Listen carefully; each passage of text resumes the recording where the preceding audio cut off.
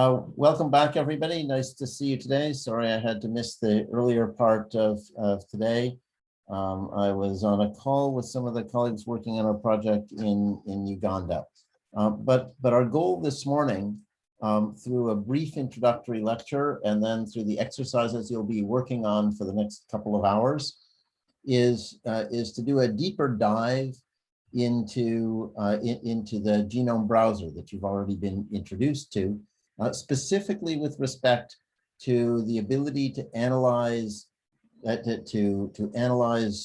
gene models, something that all of us need to be able to do for a variety of reasons.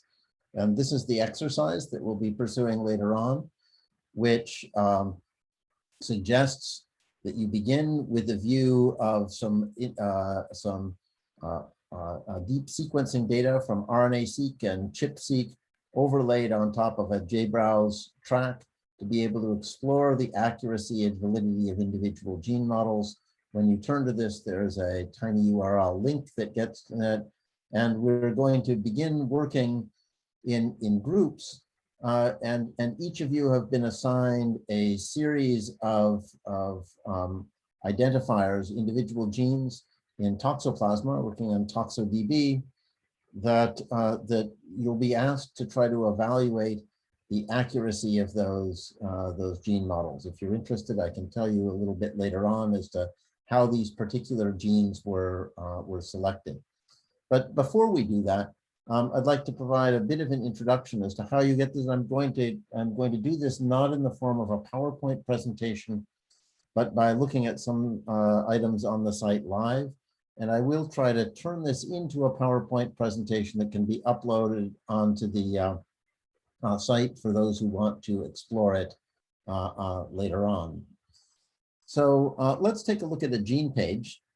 In this case, we're looking at the gene page for a gene that my laboratory began to work on many years ago. The purine phosphoribosyl transferase gene designated HXG-PRT in toxoplasma, which provides a useful selective, positive, negative selectable marker for genetic studies. Those of you who work on toxoplasma have probably worked on this strain, which has been the workhorse for a lot of research. And like many of the genes that you've looked at, we know we can understand this gene quite readily. We see here the gene is organized on this gene page. It has 1, 2, 3, 4, 5, 6 exons, including one that is purely non-coding sequence. And the 1, 2, 3, 4, 5 coding sequence exons encode this gene. It is downstream of another gene annotated as a hypothetical protein and further hypothetical proteins here and other uncharacterized proteins downstream that point in the opposite direction. And you've already seen lots of information that is available on these kind of genes. So despite the fact that that this gene was cloned, must be more than 20 years ago now in my laboratory, and was in fact the first example of the first example of a differentially spliced gene identified in toxoplasma. So back in, well, yeah, 25 years ago now, in 1996, was the first example of a differentially spliced gene identified in toxoplasma. It's annotated in ToxoDB in the GenBank record as having just a single transcript. Now, what we described 25 years ago was that this gene actually includes an exon skip polymorphism. That is to say, the third exon here can be either included or excluded. And we know a lot about that now. We know that this domain encodes 51 amino acids completely in frame and an acylation motif that leads to membrane association. If you remove that domain, you wind up with a cytosolic protein as opposed to a membrane-associated protein.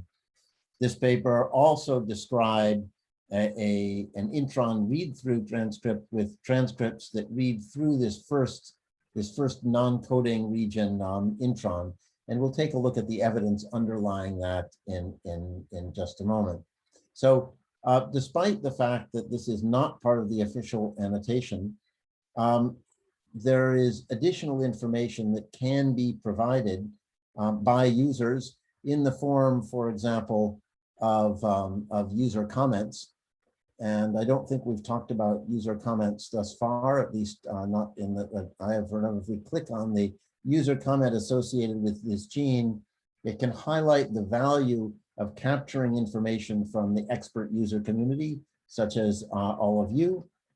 In this case, the user comment is something that I added many years ago, and it's a pretty simple, straightforward comment. It simply says that this gene, which is given the name of hypoxanthine xanthine guanine phosphoribosyl transferase, or HXGPRT, is also known as HGXPRT or HGPRT or HPRT or XPRT, a variety of synonyms for this gene. This might seem to you trivial information, but you can imagine that if you were, for example, an E. coli researcher familiar with HPRT and wanted to identify the HPRT gene in toxoplasma and typed HPRT into your gene search, you wouldn't find anything. But now that it's been added as a synonym and is text indexed, it makes it easy to find. And so this gives an example of how useful even a seemingly obvious user comment can be to provide synonyms or further information on that gene. Now, early on, it also added information about this alternative splicing, which is not reflected in the GenBank record. And that has been transferred into the annotation that is available from community input in Apollo. This is a new platform that we're looking forward to rolling out for all of the organisms supported by VEuPathDB. It's been pioneered by the vector-based project for many years, enabling users in the vector-based community to be able to make modifications in the gene. And in this case, this information, formerly available in a user comment, now deleted, has been added as community annotation. In this case, probably by Uli Böhm, who's on this call, and some of you will be working with later on. And if you're interested in information as to how to add community annotation along the lines of what you explore in the next workshop exercise, several of us in this call will be happy to work with you. Uli, Dave Starnes, Eve Besenko, Gloria, myself, Omar, all of us will be happy to show you how to add information. So where does that information come from? Where does the information of alternative splicing come from, even in a gene that is not annotated as alternatively spliced? And how confident can we be in the annotations that are displayed here in the reference transcripts? That's our goal today. And there's a great deal of information that we can gain to take a look at that. If we scroll down the gene page, for example, to look at transcriptomic data, we can see a summary of the information on transcriptomes, as many of you have already looked at. We can see on a log scale over a 1,000-fold differences in transcript expression, that some experiments show relatively little change in expression. For example, here, looking at parasites cultivated in vitro for 3 days versus 4 days, we see essentially no difference.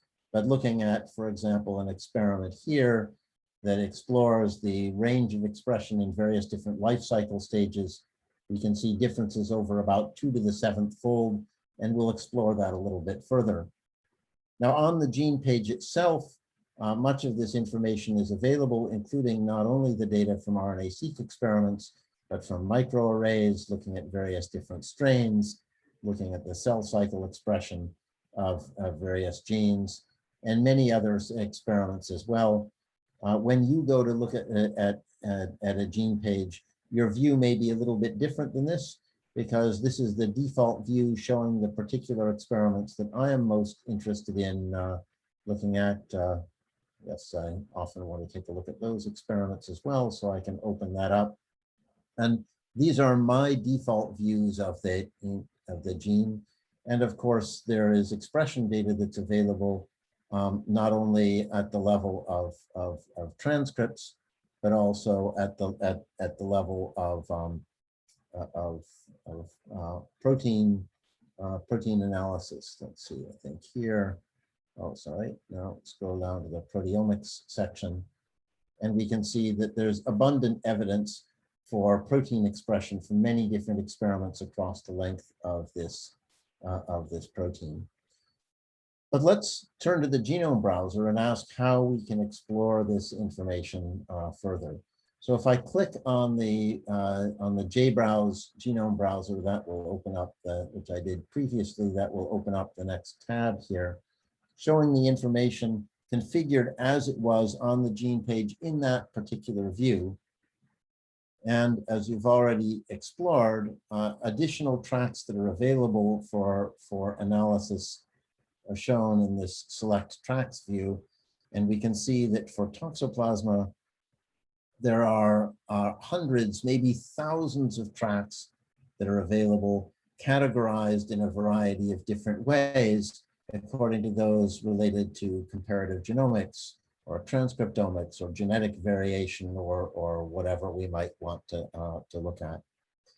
Prior to the availability of RNA-seq data, the initial information that we had came simply from mapping RNA-seq data, from mapping genomes to information that's available in GenBank.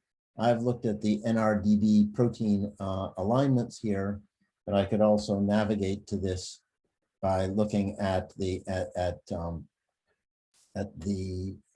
mapping of information. Let's see. Can't quite see where the alignments are. Here we are at BLAST alignments, and I can take a look at the alignments against GenBank, or the alignments against random cDNA sequences. And when I close back up my select tracks window, I can see the evidence for this. I can see, for example, that there is support for the protein sequence alignment of this gene. I'm going to use this paintbrush to just highlight the gene that we're interested in so that we can easily find it, except that that's not what I want. It's going to zoom me into that. Let's see if we can avoid doing so.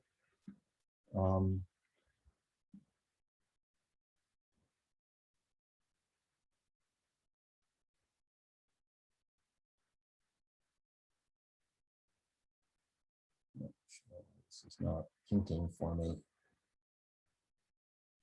Nope.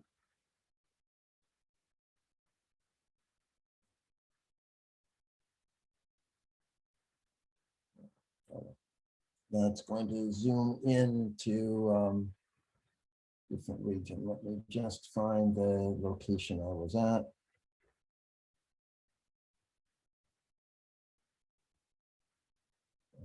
Get back to, so I've just scrolled in to look at just a few nucleotides, but I took the liberty of copying the sequence that I was interested in previously. We'll just paste it back into this window here so that we can get back to what we had.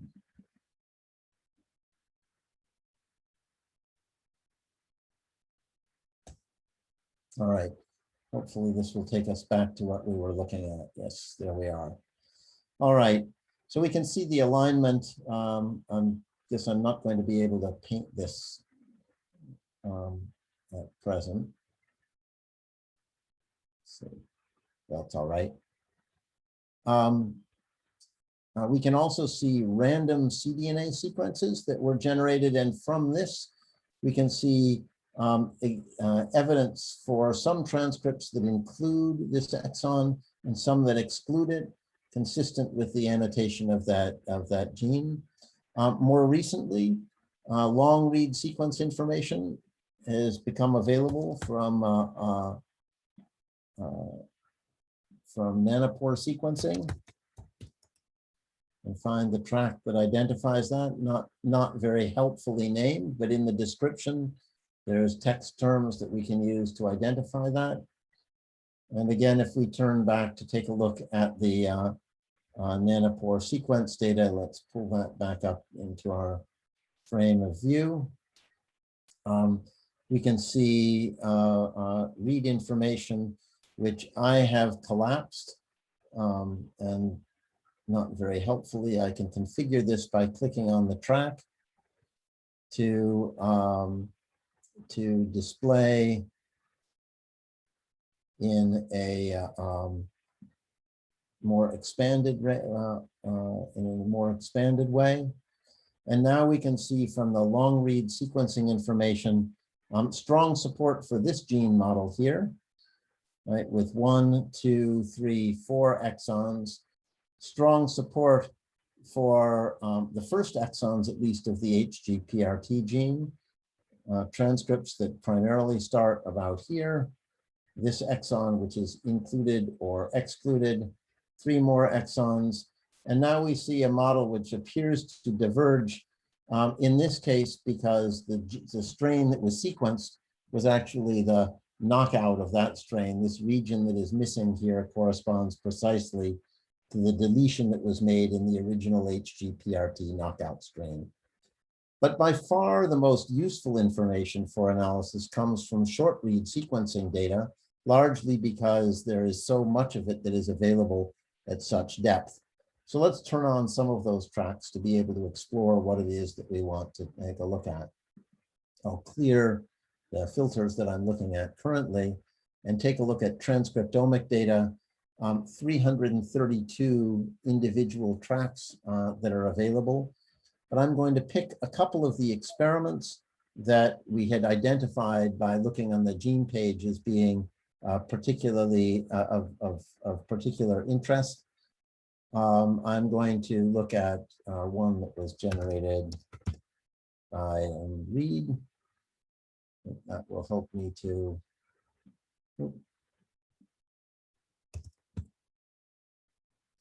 identify this particular experiment. And I'm only going to be interested in looking at the unique mapping reads from non-strand specific sequence information generated on days 3 and 4 post-infection in vitro. And now when we see these, we can see support for this gene model, a transcript that appears to start somewhere in here with 1, 2, 3, 4, 5, 6 exons, and maybe 2 different places that it stops. Now it's a little bit hard to actually determine this because this information is not linked to any individual strand, depending on how the sequence information was generated.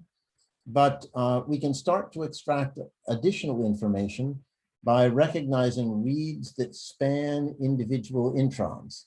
So presumably there are reads that cover this entire long exon, but there will also be reads that map to both ends of this intron, providing experimental evidence for the presence of that intron.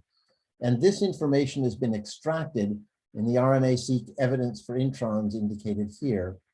As with these other tracks, we can configure this in various different ways. I'm going to expand this view to look at the evidence for annotated introns and a separate track that shows evidence for unannotated introns.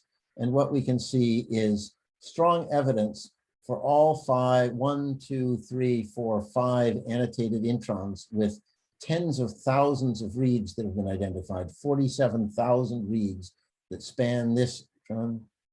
And we can see the breakdown of those reads by the various different experiments and see that in all of the experiments that are available, there's extensive evidence supporting this annotation of an intron.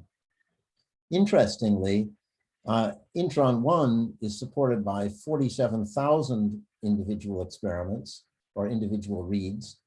Introns 2 and 3 are supported by only 10,000 different reads. and introns 4 and 5 are supported by 40,000 reads again.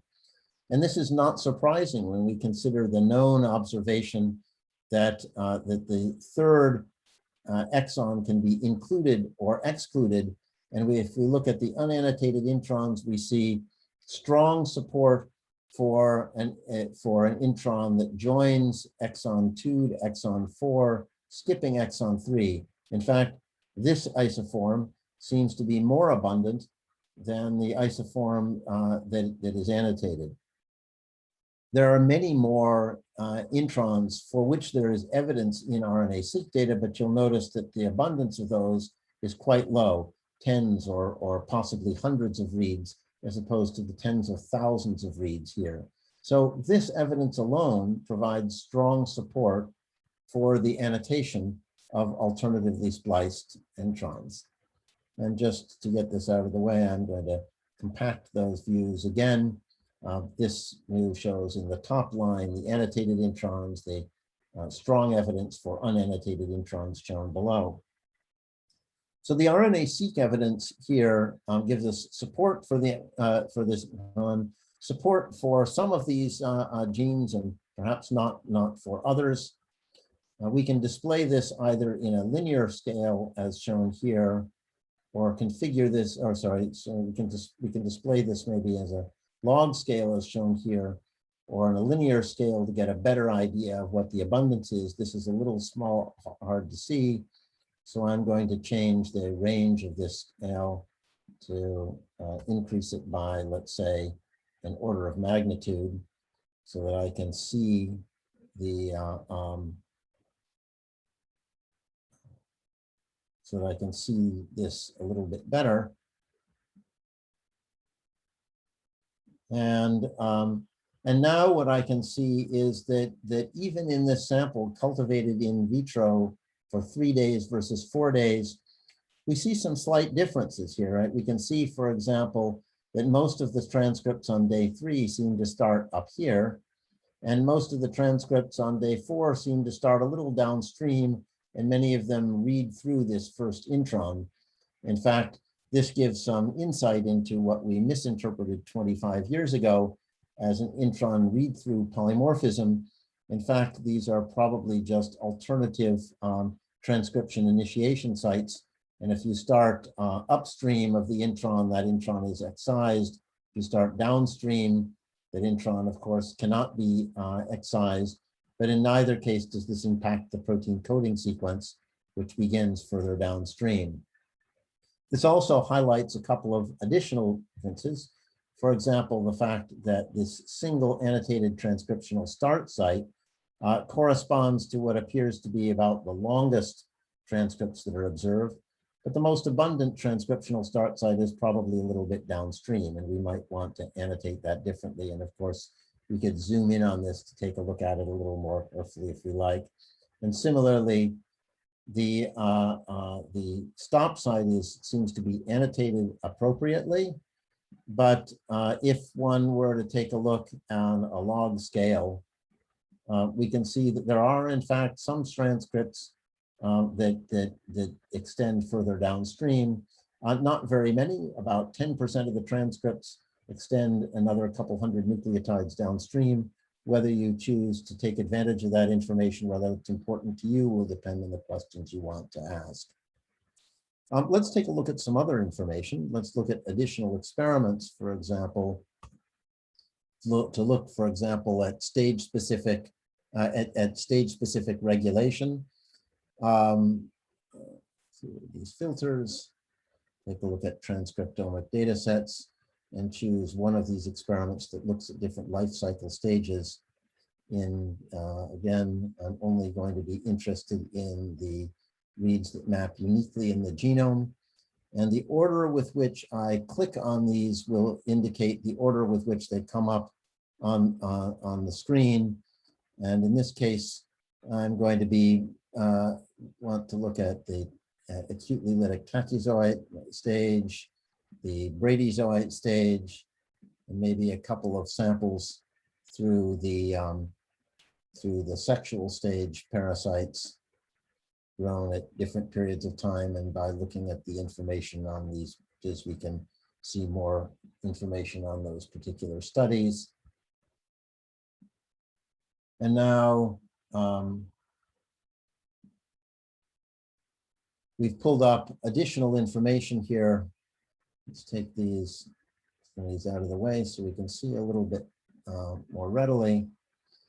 And now we start to see some additional information. We can see, for example, at higher depth of coverage, consistent information that we've already seen for the HGPRT gene, a lower abundance for this exon that is alternatively included, higher abundance for those that added the longer UTRs that one might want to annotate or might not. But we can also start to see some additional information. We can see, for example, that there's clearly another gene over here, which is transcribed only in sexual stage parasites, even more highly at longer times at longer times of cultivation in cats. This is a gene that was never annotated in the initial annotation because there was no data available for sexual stage parasites, but has helpfully been added into the community annotation track. We can see all kinds of other lines of evidence. For example, we can see that this gene annotated initially purely by in silico analysis of the DNA sequence is another sexual stage specific transcript. So we can see this a little bit better. I'm going to maybe remove a couple of tracks here, and we'll see more readily. We can see that this particular transcript strongly supported in sexual stages, including by extensive intron evidence specific to sexual stage parasites, shows a very long transcript specific to sexual stages and transcription in the tachyzoite stage on the opposite strand, probably a long non-coding RNA, which it's tempting to suspect actually mediates the regulation of this gene expression. Now, we're running up towards the end of the time that I've allocated for this introductory demonstration. It's most important to send people out to breakout rooms where you can explore these kinds of things yourself. Let me show you just in using a couple of examples. This is a view that I configured myself earlier to look at the same gene. In this case, I was able to paint it appropriately. And I've added many other lines of evidence that are available from the select tracks window. I've added tracks related to the GC content and low complexity regions, which may be of interest if you fail to see the mapping of transcripts. Perhaps that's because the region hasn't been well assembled or is of low complexity and not uniquely mapped there. I've added information from chromatin marks and transcription factor binding studies from both ChIP studies and from ChIP-seq studies that I've represented here in a multi-view plot. Maybe I should show you something of what that looks like. That will be useful to you. Let me go back to what we were looking at previously and delete a couple further here so we have some more space to be able to explore what we're looking at. Look solely at tachyzoites and late sexual stages. And I'm going to look at another representation of these data, not just as individual pileups, but returning to the same study that we were looking at here of enterocyte data, and show you two different plots, a multi-XY plot and a multi-density plot. In each case, I'm only interested in the unique mapping reads, and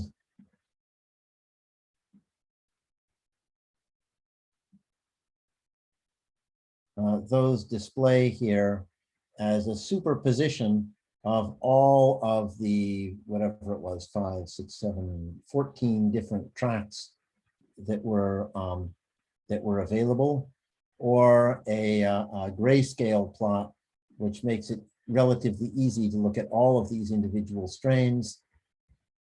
For example, I often find it useful to look at a data set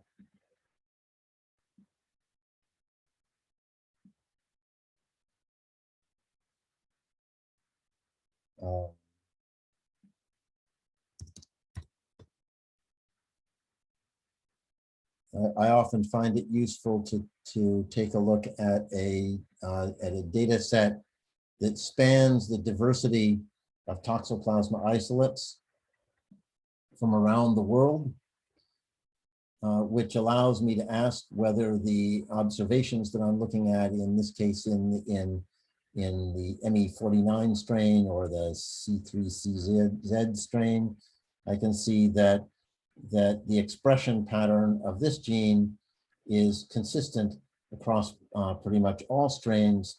That's not necessarily true for all strains for which information is available.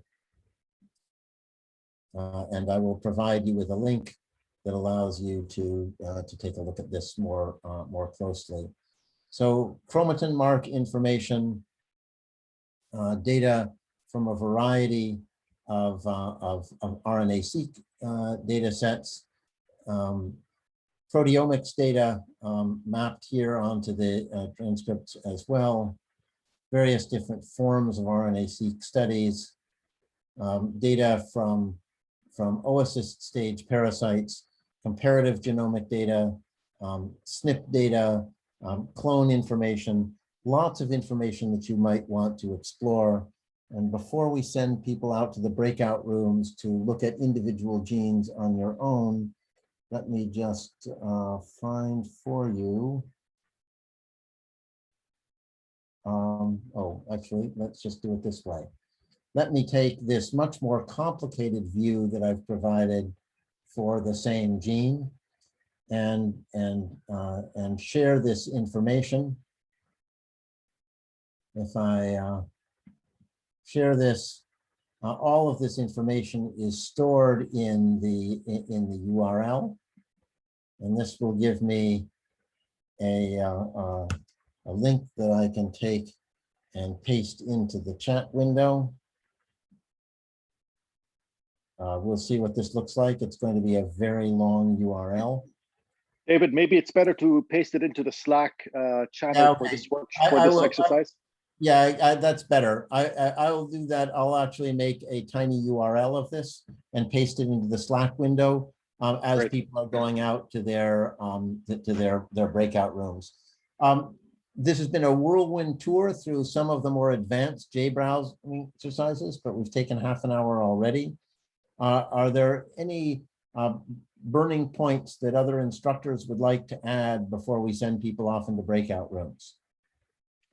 So I just want to add, in the breakout rooms, the task is for each group to look at the 3G. I think there are 3 or 4 genes assigned to each group, and you will see that in the workshop exercise. My advice would be for one person to share their screen and load things on the Genome Browser, and then everybody else in the group, you should be talking. So if and we're going to try and bounce around between breakout rooms. If it's completely quiet in the room for a while, then you guys are doing something wrong. So definitely, you guys should be chatting about what you're seeing on the Genome Browser. There's the link that David will share. There's also a smaller link that includes a less amount of data that's shared in the exercise. And so you may want to start with that first, and then load David's, either way. But the point is that there is a bewildering amount of data. And obviously, you can load as many of it or as little of it, but you are the one who can decide the validity of a gene model. Yeah, many of these gene models were automatically generated, so you don't want to just rely on some computer that at some point in history decided that this is the gene model. It could be accurate, but it could be wrong. So. Yeah, let me just point out that whichever of these links you start with, whether you start with the tiny URL that I'm providing you, the one that is present in the exercise, or whether you just start by going to JBrowse and adding tracks yourself, you are going to want to reconfigure this depending on the tracks that are most useful for understanding the particular genes that you're looking at. These are just starting places for your own JBrowse explorations.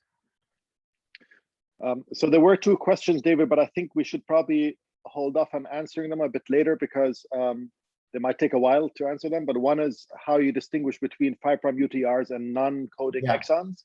And the second question is, how are these density plots generated in the browser, you know, whether it is for RNA-seq or ChIP-seq?